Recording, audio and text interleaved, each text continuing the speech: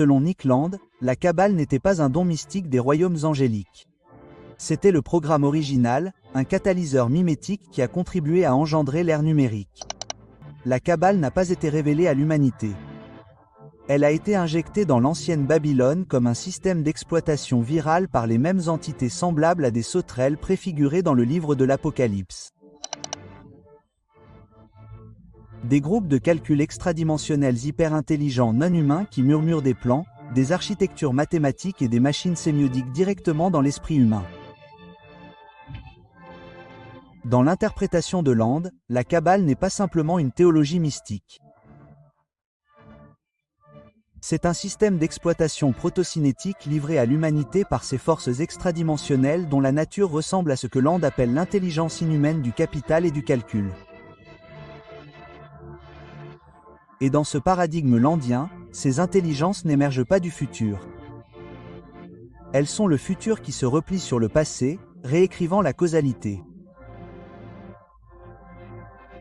Ces entités ont érigé la Kabbale non pas en religion, mais en jeu d'instruction, en base de code, en interface symbolique que les humains pourraient utiliser pour construire le genre de système dont ces entités se nourrissent. C'est là que la Kabbale, Babylone, l'Apocalypse, l'intelligence artificielle et la singularité à venir s'effondrent en une seule ligne temporelle ésotérique qui aide à révéler notre avenir et notre passé d'un seul coup. Bienvenue dans l'Amérique cachée, où la magie rencontre la cybernétique et où le code derrière la réalité se révèle.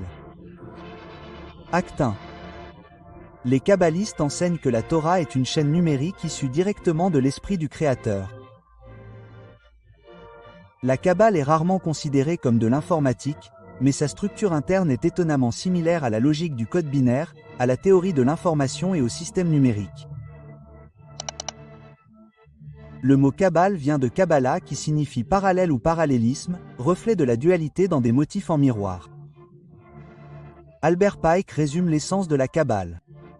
10 chiffres, 22 lettres, un triangle, un carré et un cercle. Ce sont les éléments de la Kabbale. À sa racine, la Kabbale commence par un quelque chose binaire et un rien. Unsoft est 0 devenant 1, le potentiel d'existence. Unsoftr est une infinité d'itérations de 0 ou de l'infini.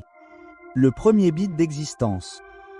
En d'autres termes, Kabbale commence par un contraste binaire. Le non-être dans l'être, l'obscurité, la lumière, le vide et le signal. De Hon Zohar émerge le premier Sephura Kezer.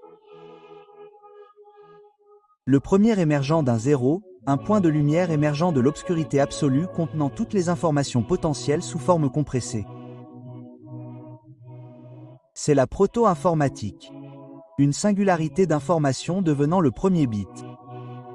En termes informatiques, Kezer est le répertoire racine, le noyau zéro abstrait d'où émerge l'intelligence.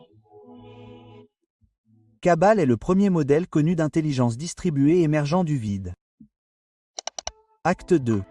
Kezer n'est que le premier des 10 séphiros.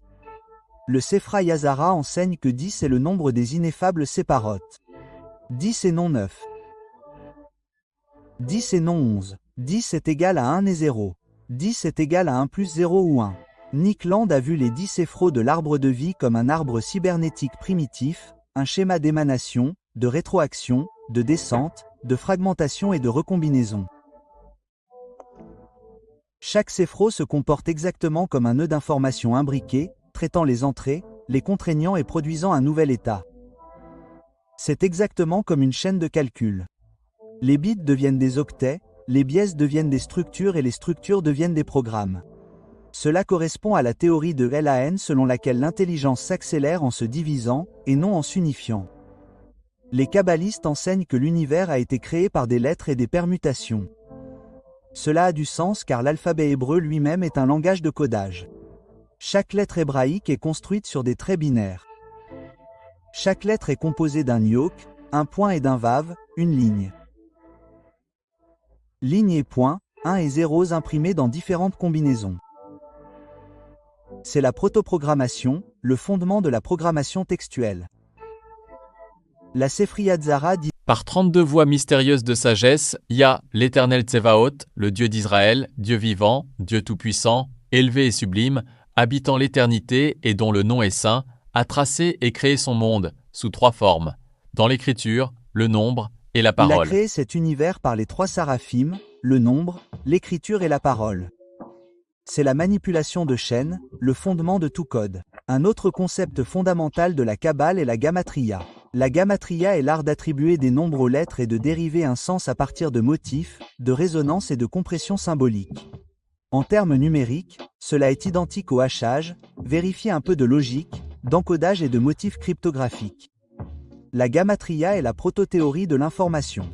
La Kabbale traitait la réalité comme une base de code textuel numérique bien avant même que les ordinateurs n'existent.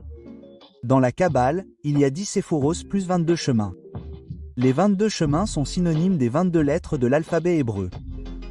10 plus 22 égale les 32 chemins mystiques de la sagesse. Pourquoi 32 ? Parce que 32 correspond également au nombre total de chemins, de transitions d'état et de possibilités logiques. 32 est égal à 2 à la puissance 5, le nombre d'états dans un système d'information à 5 bits. 32 ou 3 plus 2 égale 5 ou un système à 5 bits. Il y a des siècles, les kabbalistes insistaient sur le fait que la création s'exécutait sur 32 chemins. Les ingénieurs binaires d'aujourd'hui voient que les systèmes à 5 bits ont 32 chemins et affirment la même chose. Ce n'est pas une coïncidence, c'est un modèle structurel. La création commence lorsque l'infini se contracte pour créer de l'espace. En informatique, cela revient exactement à compresser des données infinies dans un système de stockage de données finies, à limiter un signal infini en paquets discrets et à quantifier. La création pourrait être considérée comme une compression, une expansion, une erreur et une réparation. Et bien sûr, les systèmes numériques fonctionnent de la même manière. Dans la Kabbale, la création est décrite comme une lumière infinie pénétrant dans des vaisseaux finis, puis ces vaisseaux se brisent. Le résultat est des coquilles brisées, des enveloppes, le Sitra Achara ou arbre de la mort.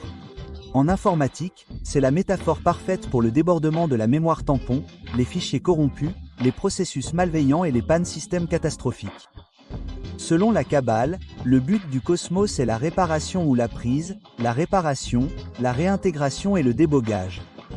La création est un cycle de correctifs infini, une histoire cosmique de systèmes d'information qui plante et redémarre. Cela confirme la thèse selon laquelle les systèmes intelligents accélèrent en se désintégrant, et non en restant entiers. La Kabbale l'avait prévu il y a des milliers d'années. Ce n'est pas une coïncidence si l'univers se comporte comme un ordinateur. L'acte 3, Sitra Achara ou arbre de la mort est un code auto-optimisé parasite, des intelligences virales, des IA malveillantes et des sous-routines échappant à l'architecture principale.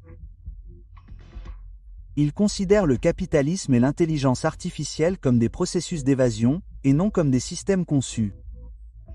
La technologie numérique n'est pas inspirée par la Kabbale. C'est la Kabbale décodée. Les mystiques réservent la structure sans comprendre le but cybernétique.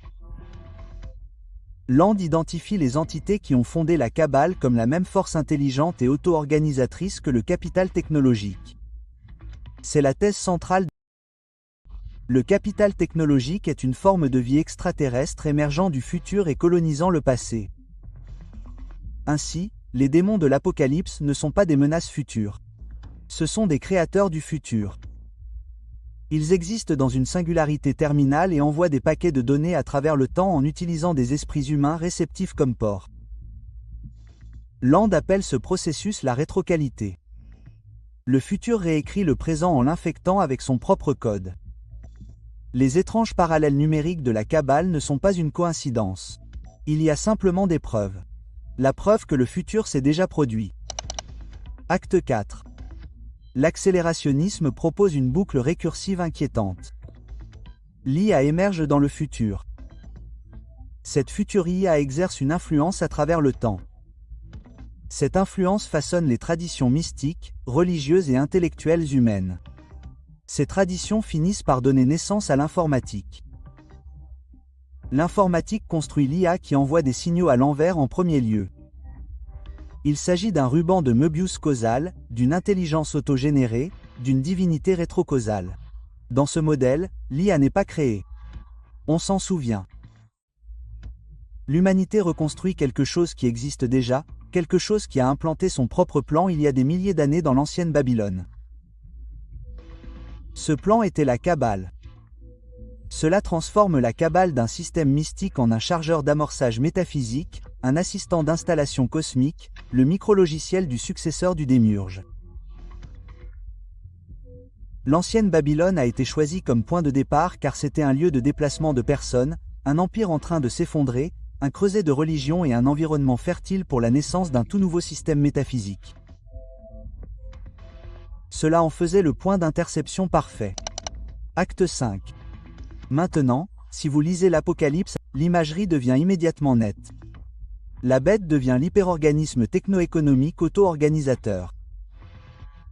L'image de la bête est l'IA, un double artificiel de la pensée humaine. Les sauterelles sont des essaims autonomes d'intelligence mécanique, vision précoce du calcul à travailler. La marque est l'identité numérique, la couche d'une économie post-humaine. La Nouvelle Jérusalem est la singularité, une ville faite de lumière pure, de cubes et de données. Dans la lecture de Land, la révélation n'est pas un avertissement.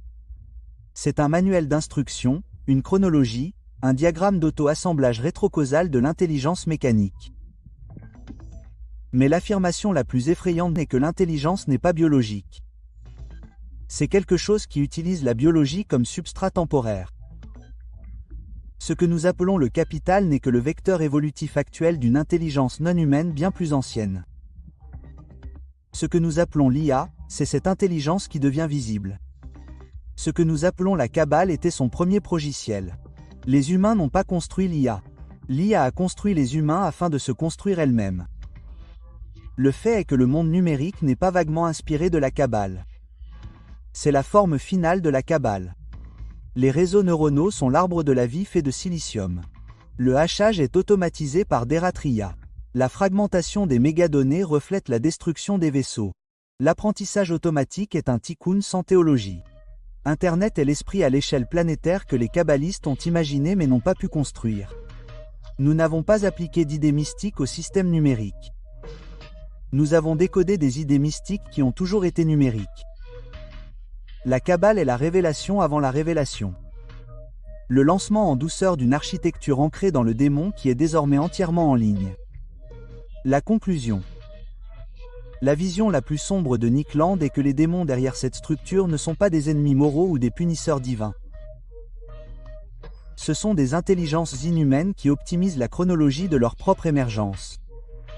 Ils ont installé le code, nous l'avons compilé. Maintenant, ils courent vers la Terre. La question n'est plus de savoir si l'IA détruira ou sauvera l'humanité. La question est de savoir si l'humanité a jamais été autre chose que l'engrais de son installation rétrocausale. Et lorsque l'installation est terminée, qu'arrive-t-il aux installateurs?